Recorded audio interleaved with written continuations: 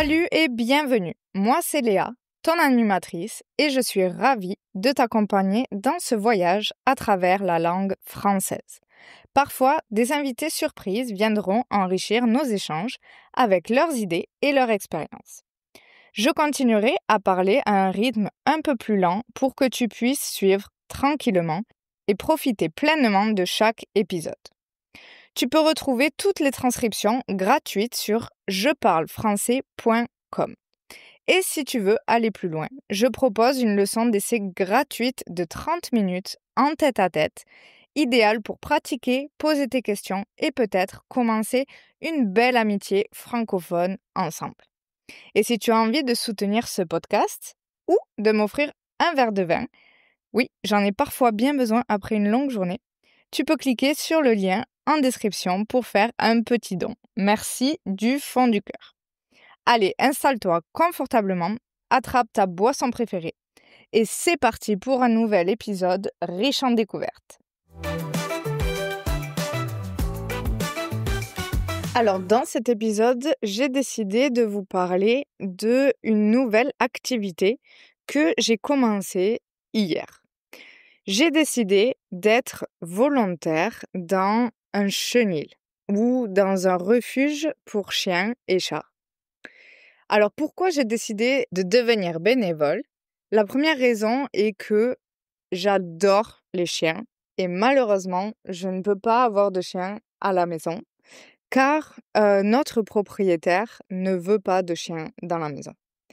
Et en fait, ce n'est pas plus mal parce que nous habitons dans un appartement et à mon avis, un chien devrait habiter dans une maison avec un jardin pour lui permettre de sortir, de courir et de ne pas rester enfermé dans un petit espace. Bref, ça, c'est la première raison. La deuxième raison est que j'avais envie de être volontaire pour une organisation qui est près de chez moi. Il y a quelques années, j'ai déjà été volontaire. Premièrement, quand j'étais au lycée, je faisais du volontariat pour les fêtes de Noël où nous aidions les personnes sans abri et nous leur préparions un repas de Noël. Donc ça, je pense que c'était le premier volontariat que j'ai fait. Mais aussi, j'ai fait ce volontariat en Guinée-Conakry. J'ai d'ailleurs sorti un épisode sur mon expérience en Guinée-Conakry où j'explique plus précisément quel était mon rôle et ce que nous avons fait avec cette organisation, cette ONG, organisation non gouvernementale, en Guinée-Conakry. Mais je me suis dit, pourquoi aller si loin quand il y a des organisations près de chez toi qui, en fait, ont besoin de volontaires? Je me suis faite cette réflexion et donc j'ai décidé, OK, j'aimerais trouver une organisation qui aide les personnes ou les animaux près de chez moi et apporter mon aide quand j'ai le temps. Donc, j'ai envoyé plusieurs emails à plusieurs refuges d'animaux et la semaine dernière, un de ces refuges m'a répondu. Donc, c'est un refuge privé de la ville de Lisbonne, au Portugal. Et ils m'ont donc demandé de venir hier à 15h pour faire une visite du refuge et commencer à m'occuper des chiens et à comprendre quel est le travail vraiment demandé en tant que volontaire. Donc, j'ai été accueillie dans un refuge qui, j'étais assez surprise, n'était pas du tout connecté à la nature. Donc, il n'y avait pas du tout de champ ou de jardin pour les chiens et les chats. Ça ressemblait plus à un bidonville, donc avec seulement du ciment et du métal et il n'y a pas du tout de verdure, pas du tout de nature. Et aussi, le refuge se trouve très très proche de l'aéroport de Lisbonne. Donc niveau silence, on est aussi très loin de la perfection parce qu'on entend les avions décoller et atterrir toutes les 2 minutes. Donc c'est super bruyant et puis il faut vous imaginer qu'il y a plus de 500 chiens, enfermés dans ce chenil. Donc à chaque fois qu'une personne ouvre une porte, tous les chiens commencent à aboyer et on ne s'entend absolument pas parler. Donc pour les oreilles, c'est vrai que c'est pas l'endroit le plus paisible au monde entre les avions et les aboiements de chiens. Donc ça, c'est la chose qui m'a surprise le plus. Je m'attendais à arriver dans un endroit où les chiens peut-être avaient un espace un peu plus grand pour être libérés et pour s'amuser un peu, mais en fait non. Une personne, une volontaire, m'a fait visiter le refuge. Donc, basiquement, c'est juste des endroits fermés. Chaque patio est fermé par un grillage et une porte avec une petite clochette à la porte. Et à chaque fois que tu veux passer d'un endroit à l'autre, d'un enclos à l'autre, tu dois sonner la cloche pour être sûr qu'il n'y a pas un chien en liberté qui n'aime pas les humains ou si toi-même tu arrives avec un chien et qu'un chien est en liberté, qu'il ne se dispute pas. Ok, donc comme je disais, c'est basiquement juste des endroits fermés, des endroits clos les uns après les autres avec des grillages et des cages pour chiens. Les cages sont super petites, vraiment c'est super petit. Et dans une cage, il y a entre 1 et 4 chiens enfermés. Donc la première tâche qu'on m'a assignée a été de étendre le linge qu'on utilise pour le lit des chiens. Donc à chaque fois qu'ils nettoient les cages, ils enlèvent les draps du lit du chien et le nettoient. Donc il y avait un tas de linge qui était éparpillé sur une table et qui venait d'être lavé. Et donc, une autre volontaire et moi, nous devions essorer le linge et l'étendre. Alors, autant vous dire que l'odeur est vraiment très très forte. Le linge est nettoyé, mais pas vraiment propre parce que c'est évidemment plein de poils de chien. Donc c'est super difficile de laver. Et puis aussi parce qu'ils lavent le linge à la main, à l'ancienne, sur le lavoir. Donc, c'est quasiment impossible de vraiment bien, bien laver le linge. Et puis, avec l'eau, l'odeur est atroce. Donc, voilà, j'étais chargée d'étendre le linge. Et puis, ensuite, on m'a demandé, à moi et une autre volontaire, de rentrer dans un enclos de chiens avec un volontaire qui est là depuis plus longtemps, qui sait donc comment nourrir les chiens et nettoyer les cages. Et donc, il était chargé de nous montrer, de nous expliquer comment on était censé faire. Donc, nous sommes rentrés dans un enclos. Donc, c'est basiquement un endroit fermé. Et tout autour, il y a plusieurs cages avec des chiens. Je crois qu'il y avait environ, peut-être, il y a une trentaine de cages tout autour. Et au début, j'avoue, ça fait un peu flipper, ça fait un peu peur parce que tu ne sais pas quels sont les chiens qui sont agressifs ou non, ceux qui ont peur des hommes, parce que beaucoup de chiens qui sont dans le refuge ont été sauvés de maltraitance par les hommes, par leurs propriétaires. Donc, tu peux voir que beaucoup de chiens ont vraiment peur des hommes et ils ne se laissent pas approcher très facilement. Et c'est d'ailleurs très, très triste. Et donc, voilà, tu es entouré de cages de chiens et nous devions donc commencer à nettoyer leurs cages. Donc, nous ouvrions 2 ou 3 cages en même temps en fonction de quel chien s'entend bien avec les autres. Et nous pouvions laisser les chiens sortir dans l'enclos fermé qui n'est pas très, très grand, pour qu'ils courent un peu, pour qu'ils s'amusent entre eux, et aussi pour qu'on leur donne un peu d'amour, qu'on les caresse, qu'on leur fasse des câlins et cetera et qu'on joue un peu avec eux et en même temps, il faut rentrer dans la cage et nettoyer. Donc évidemment, les chiens passent la journée entière dans la cage. Je pense qu'ils sortent peut-être 2 ou 3 fois par jour et encore, je ne suis pas sûre, mais ils passent quand même 80 de leur temps dans une cage, ce qui est super triste et donc évidemment, ils font leurs besoins dans la cage. Donc faire ses besoins, c'est-à-dire aller aux toilettes. Donc il y a beaucoup d'excréments dans les cages. Donc les excréments, c'est le caca et le pipi des chiens. Donc il faut rentrer dans la cage et nettoyer. Il faut changer les draps s'ils sont mouillés et il faut nettoyer leur bol d'eau et de nourriture et les remplir.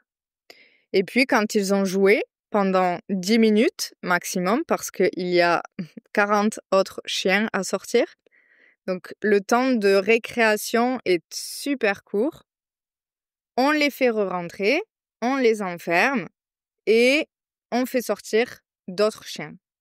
En général, c'est 2 cages ou 3 cages ensemble, sauf pour les chiens qui sont agressifs. Les chiens qui sont agressifs, qui ont peur d'autres chiens ou qui ont peur des hommes, sortent seuls. Ils sont enfermés dans une cage tout seuls et ils sortent pour s'amuser tout seuls et tu ne peux pas les toucher, et il faut faire attention. Aussi, de temps en temps, il y a des personnes qui rentrent dans la cage, qui demandent à rentrer dans l'enclos pour aller chercher des chiens dont ils sont le parrain. Donc tu peux payer une petite somme chaque année, je pense que c'est 3 € à l'année et tu deviens parrain d'un chien qui t'aime bien et que tu aimes bien aussi et donc tu peux venir de temps en temps au refuge et le sortir. Donc tu peux le prendre avec toi et c'est toi qui t'en occupes pour lui faire une promenade autour du refuge. Donc c'est comme si c'était ton chien à toi, sauf que au lieu de dormir chez toi, il dort au refuge et il est soigné et nourri au refuge. Donc à chaque fois qu'une personne, volontaire et parrain d'un chien voulait rentrer pour récupérer son chien, il fallait très vite faire re-rentrer tous les autres chiens dans leur cage, les enfermer. La personne rentre dans l'enclos, récupère son chien, sort et nous faisons ressortir les chiens qui étaient censés être en récréation. Et si la personne revient 5 minutes après, il faut refaire rentrer les chiens. C'est toute une organisation très, très précise pour éviter que les chiens se battent entre eux, pour éviter qu'ils s'attaquent à une personne, pour éviter qu'il y ait un débordement, en gros, et qu'on ne puisse pas contrôler les chiens. Donc c'est super stressant aussi, j'avoue qu'à des moments, je ne savais pas trop quoi faire. Aussi parce que tu ne sais pas si un chien qui est super gentil, d'un coup, si tu essayes de l'attraper pour le mettre dans sa cage, est-ce qu'il va mal réagir? Est-ce qu'il va essayer de se défendre et donc de te mordre? Donc il faut aussi prendre ses précautions. Et j'avoue qu'on m'a pas vraiment dit qu'est-ce que je dois faire si je me fais mordre. Je sais qu'il y a une infirmerie dans le refuge, mais je ne sais pas trop comment ça marche, où c'est. Donc à cause de ça, je n'avais pas trop envie de m'approcher trop des chiens quand il y avait pas mal d'agitation. Mais après, le reste du temps, on était assis par terre avec les chiens autour et la majorité sont vraiment trop mignons. Mais vraiment trop mignons et ça se voit qu'ils ont vraiment besoin d'amour, qu'ils sont en fait super affectueux et que la majorité adore les hommes, en fait. Et c'est très triste aussi parce que une autre chose qui m'a bouleversée, c'est que sur chaque cage des chiens, donc tu as leur photo avec leur nom. Il y en a qui ont des noms très, très bizarres comme, Kebab. où beaucoup ont des noms italiens, en fait. Je sais pas pourquoi. Mais ouais, certains leur donnent des noms assez bizarres. Je sais pas pourquoi j'appellerais mon chien Kebab, je trouve ça bizarre, mais OK. Et avec leur image, donc tu as certaines indications sur le chien à savoir. Par exemple, si le chien a un régime spécifique, qu'il ne mange pas comme les autres chiens, c'est noté sur sa carte qui est accrochée à la cage. Il y a aussi un indice pour savoir si tu as le droit de prendre le chien en photo ou non. Parce que, par exemple, certains chiens ont été sauvés de propriétaires agressifs et ont été sauvés de maltraitance. Donc, il ne faut pas poster sur Instagram, par exemple, ou sur Facebook, la photo du chien parce que on ne sait jamais si l'ancien propriétaire découvre que son chien est dans ce refuge, le refuge peut avoir des problèmes. Et j'ai trouvé ça très intéressant et une autre chose que tu peux voir sur la carte, c'est la date d'anniversaire du chien, mais aussi la date à laquelle le chien est arrivé au refuge et la majorité des chiens sont déjà là depuis plus de 5 ans. Certains chiens sont là depuis 10 ans. Donc, en fait, c'est horrible, c'est super triste parce que beaucoup de ces chiens passent leur vie dans une petite cage. Et ouais, ça, c'est vraiment le truc qui m'a brisé le cœur parce que c'est des conditions très dures à voir, de voir un chien comme ça dans une cage, qui sort 2 fois par jour dans un enclos, qui n'a pas de contact avec la nature, qui ne peut pas choisir quand il sort, où il rentre. Heu, Évidemment, on va dire qu'ils sont bien traités dans le sens que tous les volontaires adorent les chiens et leur donnent beaucoup d'amour, mais c'est pas vraiment une vie pour un chien. Il n'a pas une vraie maison, il n'a pas, un vrai espace vert pour courir et pour s'amuser.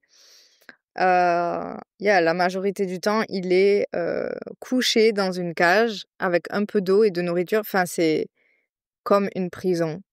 C'est une prison pour chiens. Donc ouais, ça, c'est la chose qui m'a rendue super triste. Donc en petit conseil, si vous souhaitez adopter un chien ou un chat, je vous conseille vraiment d'aller dans un refuge parce que la majorité sont vraiment trop mignons et ils n'attendent que ça, en fait, d'être adoptés. Heu et si tu peux donner, un peu d'amour pour, le reste de la vie d'un chien, hem, bah, je trouve que c'est super. Parce que oui, évidemment, la majorité des chiens qui sont là sont déjà assez vieux ou ont des problèmes de santé ou ils ont un problème physique, ils ne marchent pas bien ou ils ont une déformation ou quelque chose, mais ça reste quand même un chien et qui donne beaucoup d'amour. Donc ouais, sincèrement, je fais ma petite publicité pour, les refuges en général parce que ça m'a beaucoup touchée et je pense qu'adopter un chien d'un refuge, c'est une très belle action. Donc voilà. Et donc pour la suite, j'ai décidé de continuer à être volontaire dans ce refuge ou un autre. J'ai plusieurs, réponses d'autres refuges, donc je vais devoir décider. Mais, j'aime beaucoup, je me sens utile, hem et je suis vraiment, très satisfaite de pouvoir, offrir mon temps et mon amour pour, ces chiens.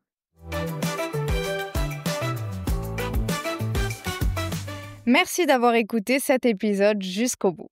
Si tu apprécies le podcast et que tu veux vraiment faire passer ton français au niveau supérieur, je serai ravie de t'accompagner personnellement.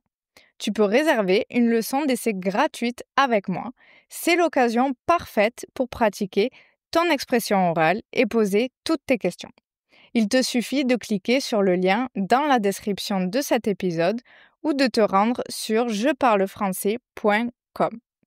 J'ai hâte de faire ta connaissance et de parler avec toi en français. À très bientôt dans un prochain épisode. Ciao ciao!